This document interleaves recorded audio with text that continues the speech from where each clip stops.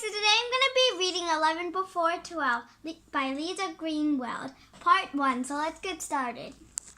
1. Kaylin Ryan pounds on my door. You overslept. School starts today. You're already late. I run to beat him over the head with my pillow, but I'm too slow. Ryan, I shout down the hall. You're a jerk. Karma's a thing, you know. Bad things will happen to you if you're not nice to me. After 5 deep breaths, I call Ari. You want to go to the pool? I ask her. As soon as she answers, she replies in her sleepy voice. Kay, look at the clock. I flip over onto my side and glance toward my night table. 8:37. Okay, reply. I admit, I thought it was later. At least 9. I pause a second. Sorry, did I wake you? Ari sighs. I'm still in bed, but you didn't wake me. Agita day, I tell her. Agita day, I tell her. August 1st, red alert. Agita levels. I'm freaking out over here.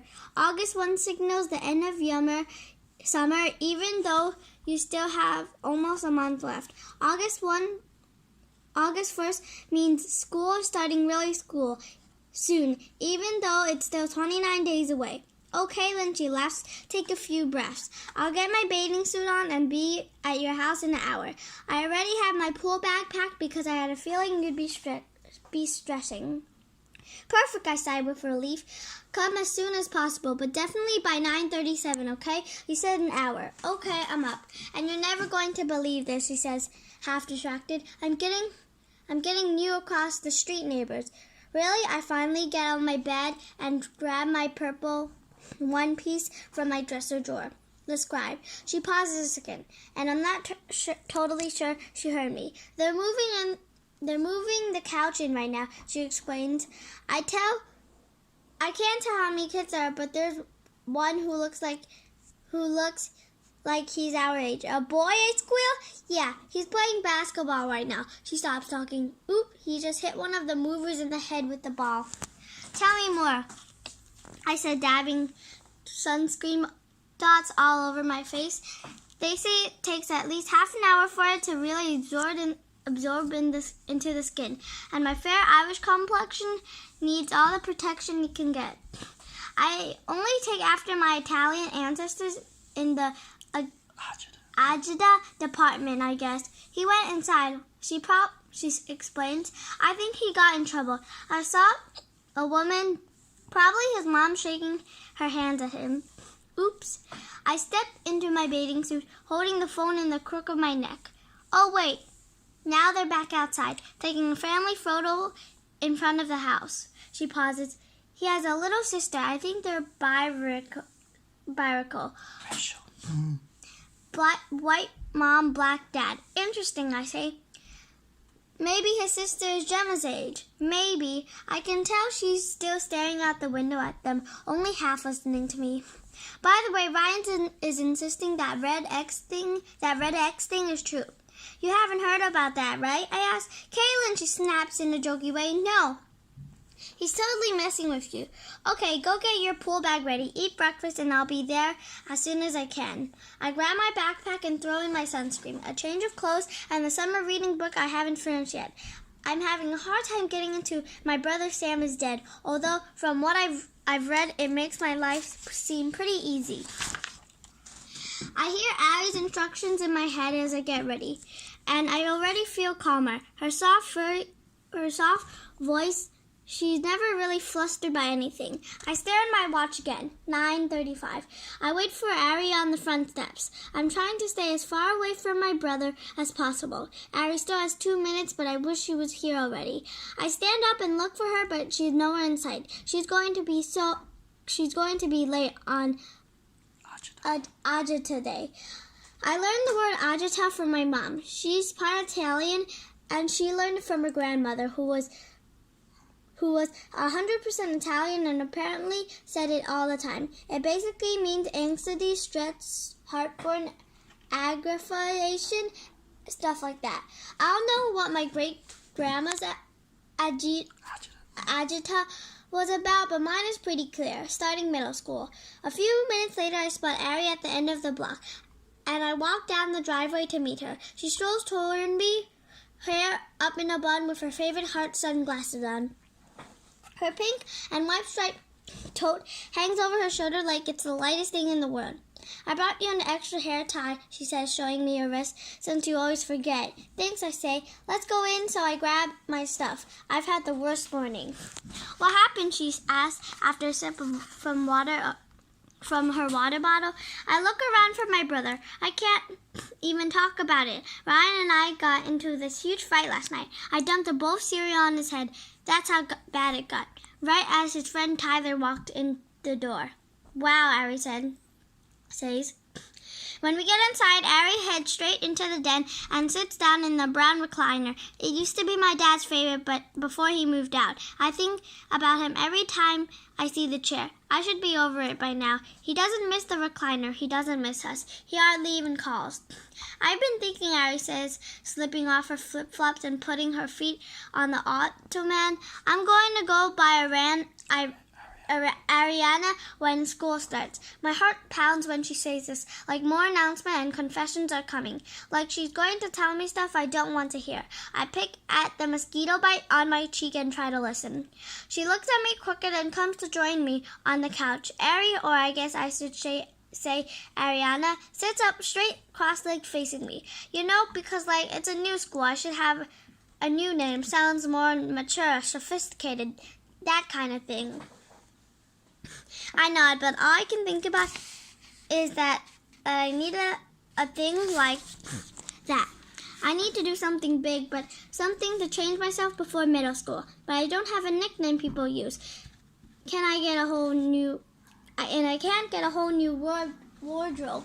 Should I get a life-changing haircut or something? Nothing is coming to me. Just wanted to make sure you're okay with it, she says.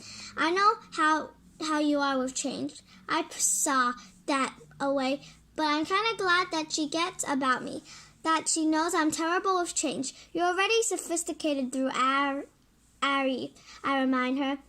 I mean, you go to the ballet every year with your mom. She laughs. Yeah, that's because my mom buys the tickets. Okay, well, you're mature. I mean, you babysit for Gemma all the time, and your parents are never worried that you two are home alone and gonna burn down the house. Okay, she puts her hand on my knees. I get what you're saying. I'm pretty much ready for college, so I need a name that reflects that, shows my true self. Okay, well, if you think of something that I can do like that, Ariana, just let me know. I take a lip balm / sunscreen out of the pocket and cover up and rub it on my lips. Do I have to call you Ariana too, or can I stick with Ari? I mean, I already know you're mature and sophisticated. BFFs should be allowed to stick with nicknames forever. It's like some kind of rule of friendship that everyone knows and accepts. Well, when school starts around other people, use Ariana, okay? Otherwise, it will be confusing, you know. She puts out her hand, so I give her the lip balm. Just try it a few times so you can get used to it. Okay, Ariana, I laugh. Ready for the pool? I'm always ready for the pool, she says, picking up her neatly packed tote. She even remembered 2 bottles of water and the spray sunscreen. I grabbed the still damp from yesterday towel from the back of the bathroom door and throw it over my shoulder. Ryan, we're leaving, I yell as I'm running upstairs to get my bag, trying to get him to hear me over the beeping of his video game. Your eyes are going to bleed out of your head if you keep staring at that screen all day. He doesn't respond. Do you think my brother got a personality transplant and didn't tell me? I asked Ari on the walk over to the pool, loosening my backpack straps. I can never get it to sit right on my shoulders. It's like digging into my skin. I definitely need a new one before school starts. She laughs, sliding her sunglasses to the bottom of her nose and eyeing me suspiciously. Can you do that? It would be kind of cool if you could, actually. I hold on to my backpack straps. I was kidding, but yeah, could be cool. His crazy behavior has been going on for a few weeks now, but I've been mostly ignoring it because I just wanted it to disappear. A magical ability to make things like that disappear would be cool too, Ari suggests. Totally, I think about it for a second. I wonder if there's a way to do that, like really control our thoughts and calm them down. Ryan and I used to be friends, and now he's either being a jerk to me or ignoring me. I think brothers are like that, Ariana explains. Probably the more you stress about it, the more it'll seem like a big deal. I look at her, but she doesn't meet my gaze. That's what you say about everything, she laughs. Yeah, because it's true. She stops walking to get a pebble out of her flip-flop. When she comes back up, she puts an arm around me. Okay, you stress too much. You know this, right? I mumble, I guess. And also, Ari continues, I don't know anything about brothers. I'm just making this up. Gemma still thinks I'm the coolest, but that because she's 8. I'm sure she'll find me annoying eventually. Probably. We get to the pool and throw our towels on the favorite lounge chairs, but they're not really ours, of course, but I call them ours because we always sit in the exact same spot by the steps to the shallow end.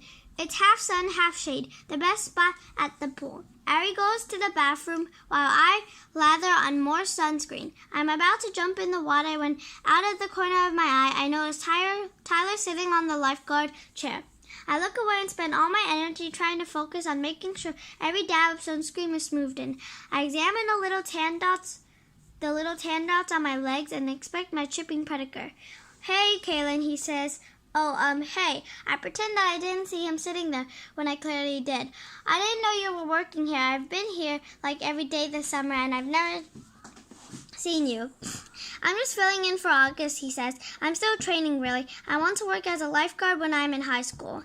I'm not sure if a kid only a year older than me who's still training to be a lifeguard should really be watching over the pool, but who am I to judge? Don't look so nervous, he laughs, pulling up his shirt to mop the sweat on his face. I try to look at him as he talks, but all I see is his stomach, Tyler's stomach. It's tan, golden brown, and it's right there in front of my face. It's like I can't see anything else. Joey's keeping an eye on me, too. Joey's the director of the pool and a lifeguard, too. All right, well, I'll be careful not to drown, I say, and then laugh. Not really sure if that was funny or not. Good plan, he gives me a thumbs up. Tyler blows his whistle at some kids wrestling in the shallow end. He looks so official, the way he sits there, leaning back in the lifeguard chair, like he has it all under control. His hair is just the tiniest bit spiky. He even has the white sunscreen lines on his nose and his cheeks. But it doesn't look dorky on him. It's like he was born to be a lifeguard. My left eye starts twitching and all of a sudden my arms are really itchy. Like really, really itchy. Am I getting a rash from this new sunscreen? I can't stop scratching my elbow. I think I'm breaking out in hives. He's just Tyler, Ryan's best friend since pretty much forever.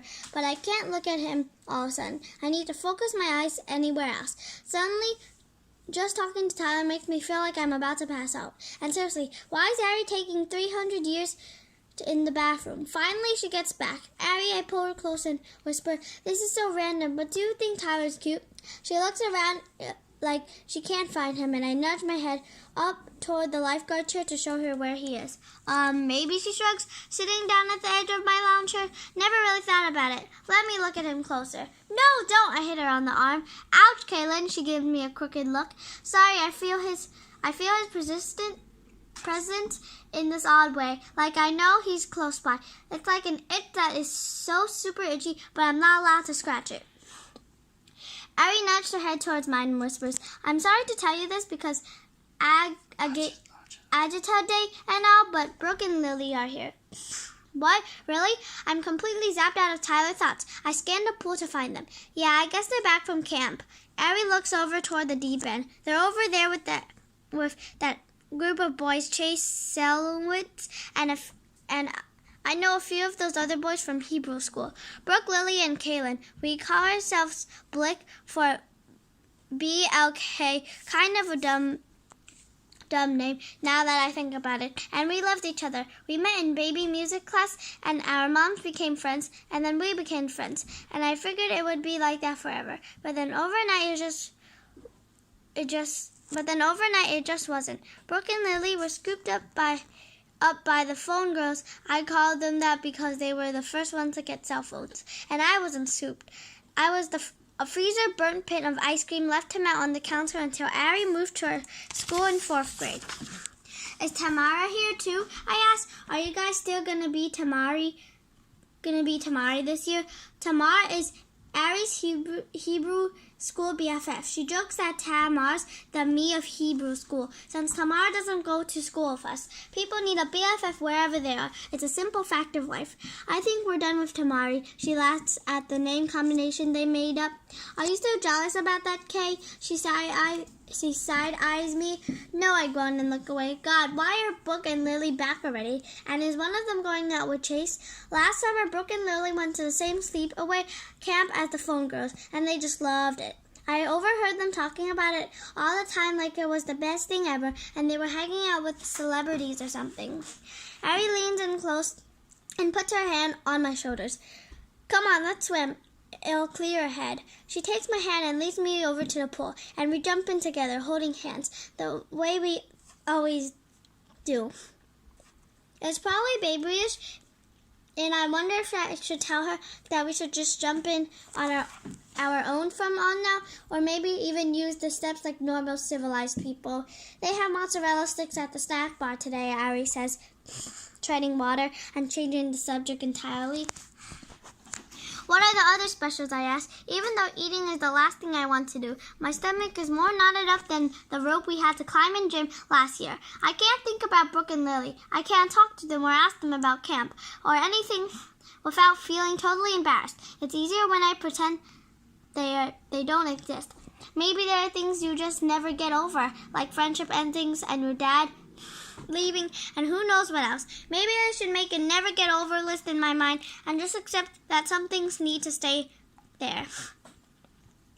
A turkey club and some blackberry smoothie. Ari explains, "Okay, let's race, okay? It'll be good for you. Crawl?"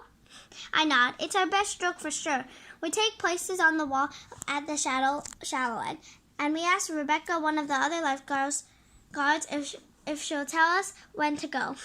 Racing takes my mind off everything. For the few minutes, I'm trying to swim as fast as possible as I possibly can. I'm not thinking about Brooke or Lily. I'm not thinking about Ryan being a jerk. I'm not even thinking about August 1 or Agita or starting middle school. My arms are moved back and forth like an Olympic swimmer competing for the gold medal. My legs slice the water and it feels crisp and cool. My head turns to the side for a breath and I hear muffled sounds of children cheering and yelling. The water splashes behind me as I kick my feet. I turn my head again and hear the loudspeaker calling out the people who have food ready at the snack bar. Congrats, Ari said, all out of breath as soon as we touched the pool edge. I think that was your fastest yet. I think so too, I say, smiling as I catch my breath. I feel like I could eat 2 full orders of mozzarella sticks after that swim. Go for it, Ari says, leaning back against the edge of the pool. I wonder if those kids over there by the diving board are going to be in any of our classes. They look like they're our age, right? I don't think so. They look older. You think, she asked, just because they're wearing itty-bitty bikinis? I glance over there and crack up, and then look back at Ari. Yeah, my mom would never let me wear that. Do you see how small the boobage areas are? Ari laughed so hard she has to dunk underwater for a second to calm down. I actually have a bikini like that. My cousin gave it to me for a birthday gift, random, but I never wear it. I stare at the bikini boob girls and tried to figure out their deal. Boys and girls together, like it's totally normal, and they're all best friends and hang out all the time. Ari's still cracking up. Boobage area, is boobage a real word? I shrug.